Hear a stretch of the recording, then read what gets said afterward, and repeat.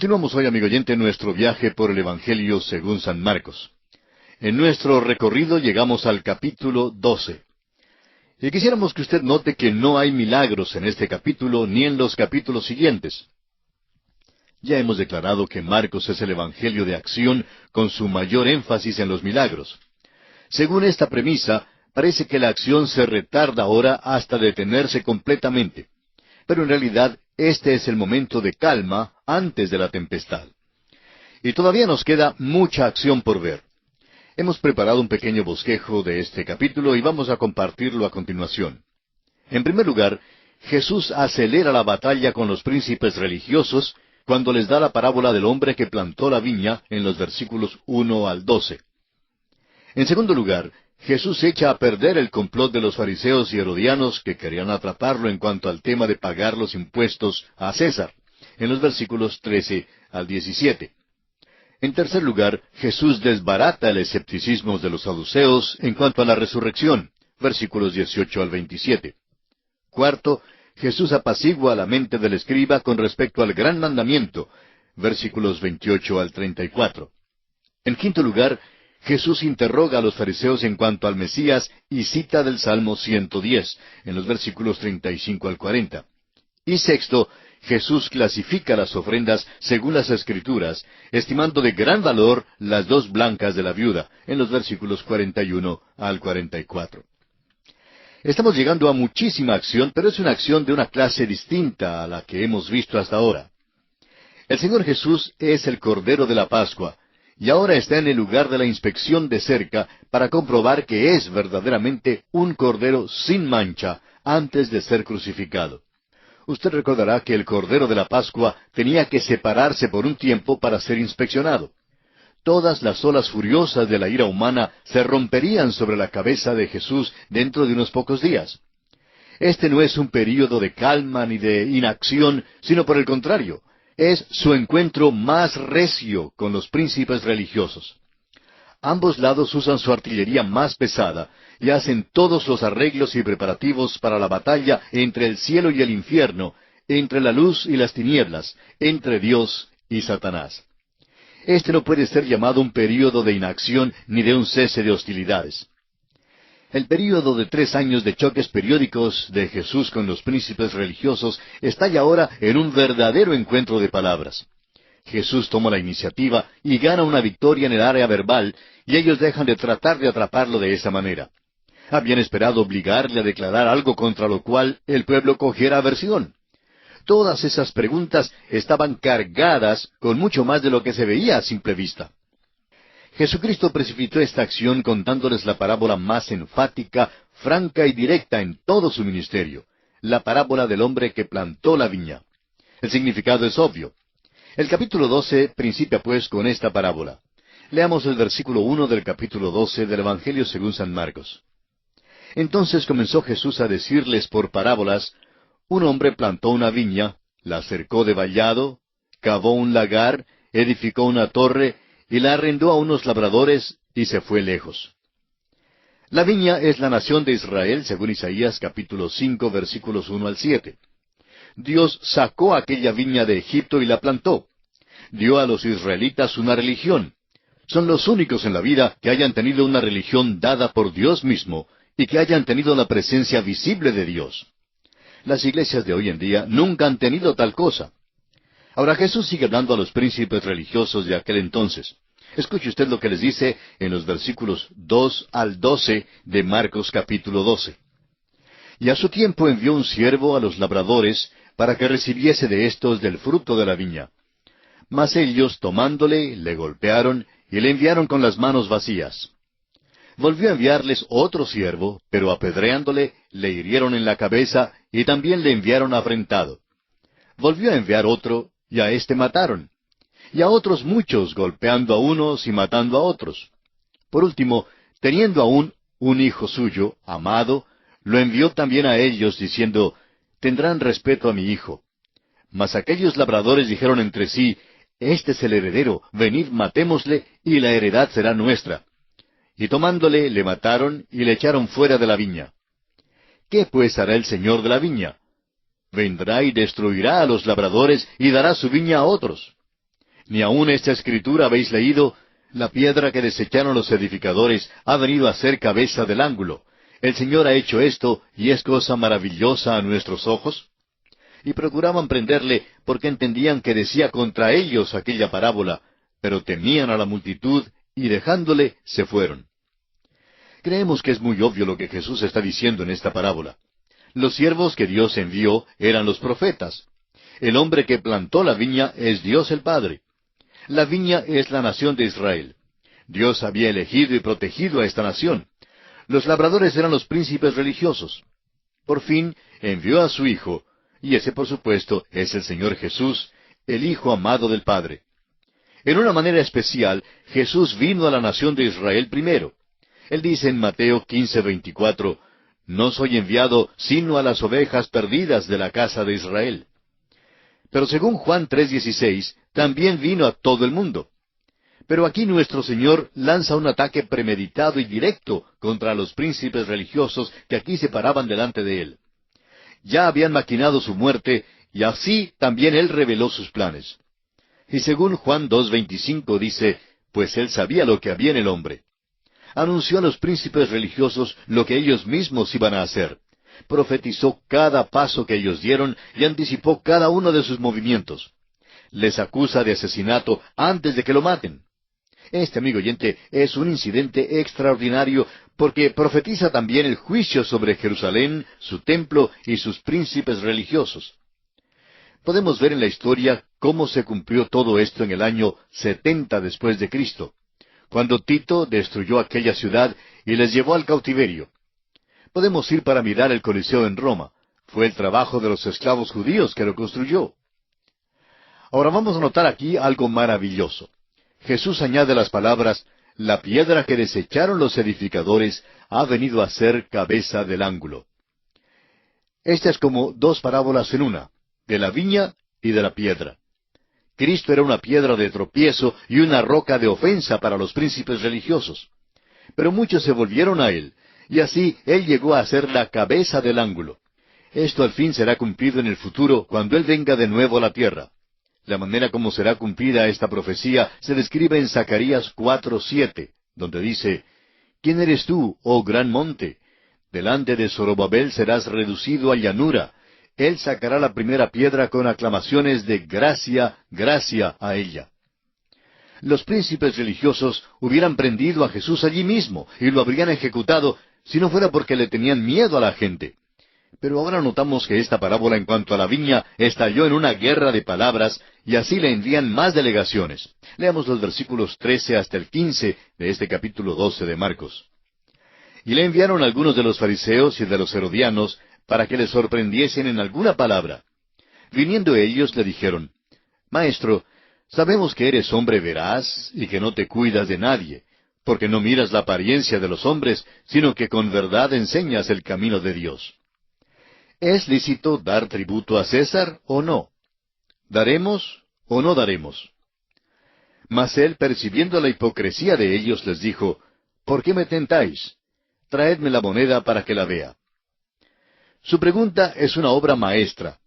Le lisonjearon, pero él los llamó hipócritas. Él no aceptó su lisonja.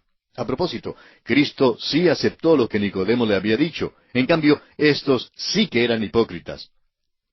Ahora, ¿por qué les pidió el dinero? Va a usar la moneda de ellos, es verdad, pero creemos que la pide simplemente porque él mismo no tenía dinero. Figúrese usted, el Señor de la Gloria está en este mundo y no tenía ni 10 centavos en el bolsillo, amigo oyente. ¿Puede imaginarse usted eso? ¡Cuán maravilloso era él! No tenía ni una moneda, ni tampoco tenía un puñado de tarjetas de crédito en su bolsillo. Simplemente, pues, les pide una moneda y ellos se la dan.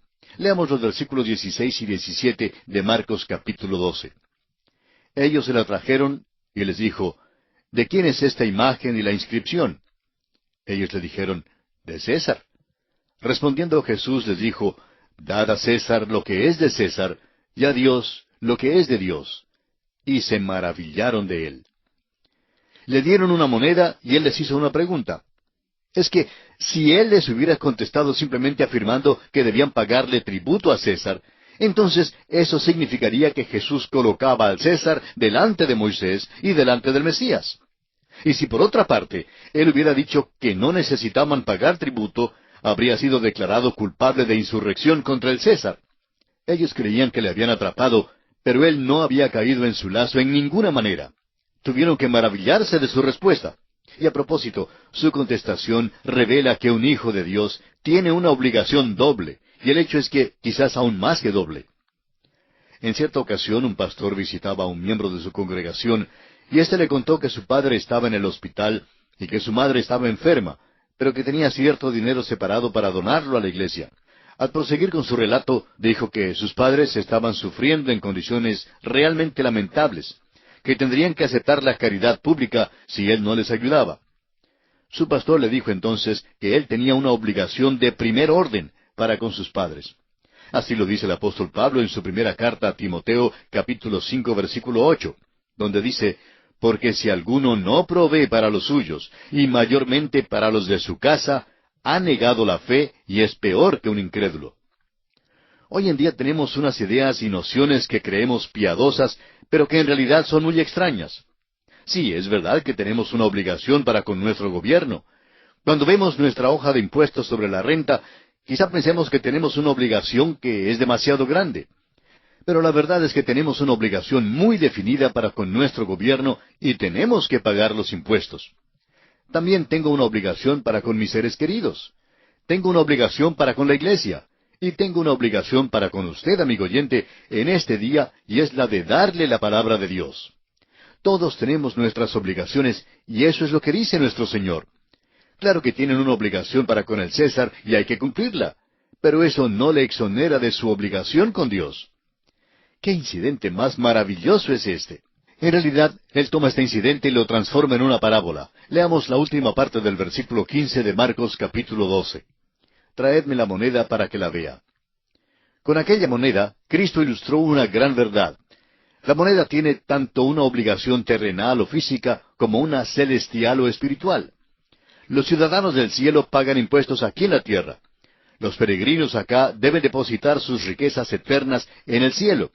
De modo que usted puede ver cómo él hizo callar a estos herodianos que querían mantener en el trono a la casa de Herodes. Y pasamos así al siguiente aspecto en consideración en este capítulo 12 del Evangelio según San Marcos. Leamos los versículos 18 y 19.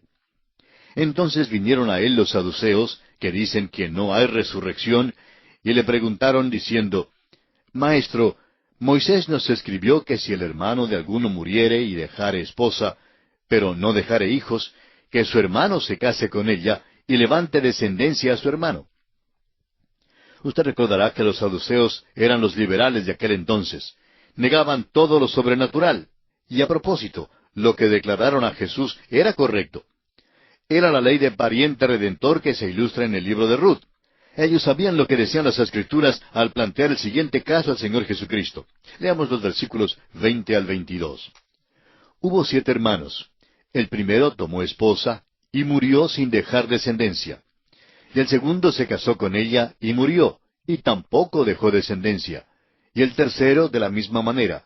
Y así los 7, y no dejaron descendencia. Y después de todos, murió también la mujer. Esta es una ilustración ridícula, ¿no le parece? Bueno, podría ser duplicada hoy en Hollywood, o quizá en nuestra sociedad contemporánea, pero no deja de ser ridícula.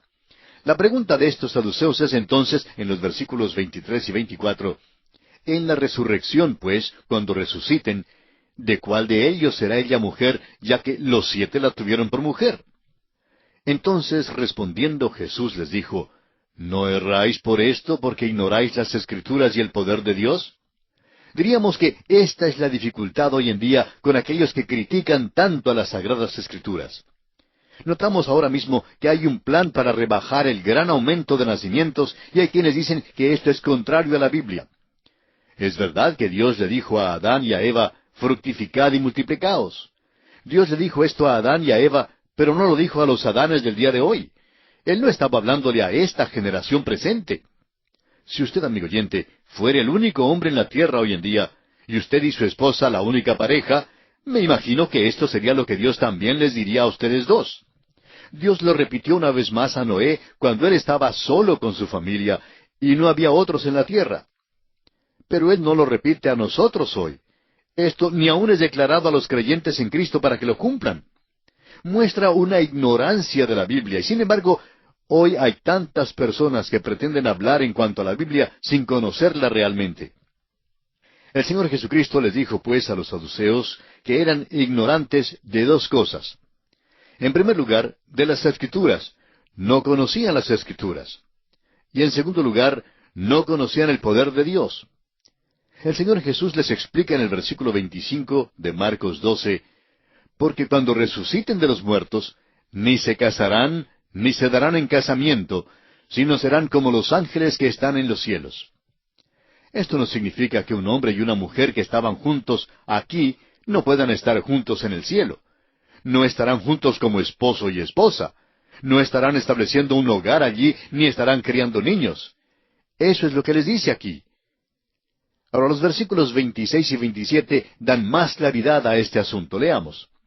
Pero respecto a que los muertos resucitan, ¿no habéis leído en el libro de Moisés cómo le habló Dios en la zarza diciendo, Yo soy el Dios de Abraham, el Dios de Isaac y el Dios de Jacob? Dios no es Dios de muertos, sino Dios de vivos. Así que vosotros mucho erráis. No conocen el poder de Dios. Moisés no está muerto. Abraham no está muerto. Isaac no está muerto. Sus cuerpos están enterrados allí en Hebrón, pero no están muertos. Se han ido para estar con Él. Y allí es donde están los creyentes en Cristo hoy en día, los que mueren en el Señor confiando en Él. Él es devastador en sus respuestas a los príncipes religiosos. Ahora vemos que otro hombre viene al Señor, después de haber escuchado él la discusión de Jesús con los saduceos. Leemos ahora los versículos 28 y 29. Acercándose uno de los escribas, que los había oído disputar, y sabía que les había respondido bien, le preguntó, ¿cuál es el primer mandamiento de todos? Jesús le respondió, el primer mandamiento de todos es, Oye Israel, el Señor nuestro Dios, el Señor uno es. Esta es una cita de Deuteronomio capítulo 6, versículos 4 y 5. No es uno de los 10 mandamientos, sino la declaración doctrinal más grande en todo el Antiguo Testamento. Literalmente este pasaje debe leerse, Jehová nuestro Elohim, en plural, es uno. Israel debía testificar a un mundo de politeísmo e idolatría en cuanto a la unidad de la deidad. La Iglesia debe testificar a un mundo de ateísmo y unitarismo en cuanto a la Trinidad. De este capítulo 12 de Marcos, leamos ahora el versículo 30. Y amarás al Señor tu Dios con todo tu corazón, y con toda tu alma, y con toda tu mente, y con todas tus fuerzas. Este es el principal mandamiento. A propósito, ¿guarda usted, amigo oyente, este mandamiento? Si usted dice que no necesita a Cristo como su Salvador, pero que obedece a Dios y sus mandamientos, entonces queremos preguntarle, ¿ama usted a Dios con todo su corazón, con toda su alma y con toda su mente? Si no le ama así, entonces está usted violando su principal mandamiento y tiene necesidad de un Salvador. Yo sé que en cuanto a mí, necesito un Salvador. Yo solo no puedo satisfacer las normas de Dios. Ojalá que las pudiera satisfacer. Es verdad que yo amo a Dios, pero no como debo amarle. Ahora veamos el versículo 31 de Marcos 12. Y el segundo es semejante. Amarás a tu prójimo como a ti mismo. No hay otro mandamiento mayor que estos. Ahora, si a usted le es posible con sus propios recursos satisfacer esta norma, quizá pueda pedir entonces la salvación a base de sus propios méritos. Pero mientras usted no pueda satisfacer las normas de Dios y hacerlo en forma total, usted necesita un mediador entre usted y Dios, o sea, un Salvador. Los versículos 32 al 34 de Marcos 12 nos dicen, Entonces el escriba le dijo, Bien, maestro, verdad has dicho que uno es Dios, y no hay otro fuera de él. Y el amarle con todo el corazón, con todo el entendimiento, con toda el alma y con todas las fuerzas, y amar al prójimo como a uno mismo, es más que todos los holocaustos y sacrificios. Jesús entonces, viendo que había respondido sabiamente, le dijo, No estás lejos del reino de Dios. Y ya ninguno osaba preguntarle. Lo que dijo el escriba es ciertamente verdad. El amar a Dios y el amar a nuestro prójimo es mucho más importante que todas las ofrendas y sacrificios.